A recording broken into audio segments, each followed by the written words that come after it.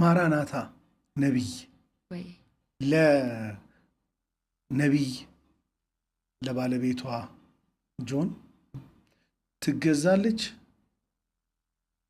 ቤት ውስጥ ሚስት ነኝ እኮ ፓስተሬ፣ ሚስት ነኝ ስለ መገዛት ማለት ለአንድ ባል ሚስት መጽሐፍ ቅዱስ ትገዛለት በሚለው ልክ ብቻ ሳይሆን አንዳንዴ ያለፈ መገዛት አለ። በቃ እሱ ጋር ካለ የሪስፔክት አንጻር መጽሐፍ ቅዱስ የሚለውንም ነገ ማንም እኔ ላይፍ ላይም ኮሜንት እንዲሰጥ ስለማልፈልግ ሁሉም አገልግሎት አይደለ የምንኖረው ኑሮ። አንዳንዴ እሱ አምኖበት አንድ ቦታ እንሂድ ሊለኝ ይችላል፣ እኔ ደግሞ ውስጤ ላይፈልግ ይችላል። ለምሳሌ ግን ባሌን ከማክበር አንጻር መሄድባቸው ቦታዎች አሉ፣ ለሱ ብዬ ማደርጋቸው እነዛ ከሰሚሽንም ያልፋሉ። ያ ማለት ለኔ ብዙ ቫልዩ ስላለው ለምንድን ነው እንደሱ የጠየቅኩበት ጥያቄ እንደ መሪ በምትመሪው አገልግሎት ውስጥ ያን ካራክተር ዴቨሎፕ ያደርጋል አይምሮ። ከዛ ያው መሪ በዛው ማይንድ ሴቲንግ ቸርች ላይ በነበረበት ወይ ሚኒስትሪያል ኦፊስ ውስጥ በነበረበት ቤት ሲሄድ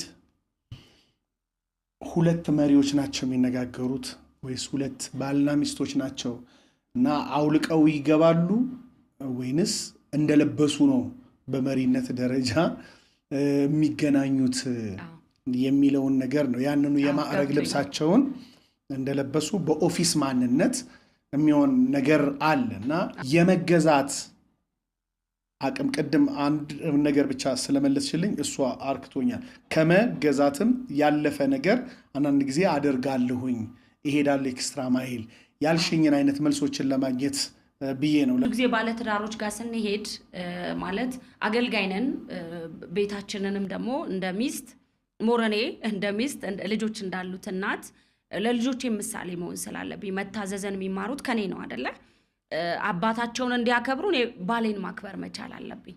ይሄ ግዴታ ነው ማለት ውጪ ሰብኬ የምመጣው ብቻ ሳይሆን እኔ የምኖረውን ህይወት ልጆቼ እያዩ ነው የሚያድጉት፣ በቤት ውስጥ የሚያግዙን እያዩ ነው የሚያድጉትና ብዙ ጊዜ ቅድም እንዳልከው ልብስ ሳይወልቅ ሁለቱ መሪ ሆነው በሚገናኙበት ወቅት ፉክክር ውስጥ ይገባል አይደል? በትዳር ውስጥ ሞር ደግሞ ጸጋውንም የመናቅ ነገር ይመጣል አይደለ? ብዙ ባለትዳሮች የሚገጥማቸው ሞር ካውንስልም ስለማድረግ ነው የምነግርህ። ይሄንን ባል አገልጋይ ሆኖ ወይ ሚስት አገልጋይ ሆና ወይ ባል ወይ ሚስት ሌላ ስራ የሚሰሩ ከሆነ ጸጋን ያለ መከባበር ነገር አለ። በቃ ትዳር ሊኖር በሚገባው ልክ ቃሉ በሚለን ልክ ባልና ሚስቶች ነን። ቪዥነሪ ስንሆን ደግሞ እግዚአብሔር በሰጠን ቪዥን ላይ ሊደሮች ነን። ስለዚህ ይሄን መቀላቀሉ ይመስለኛል አንዳንድ አላስፈላጊ ነገር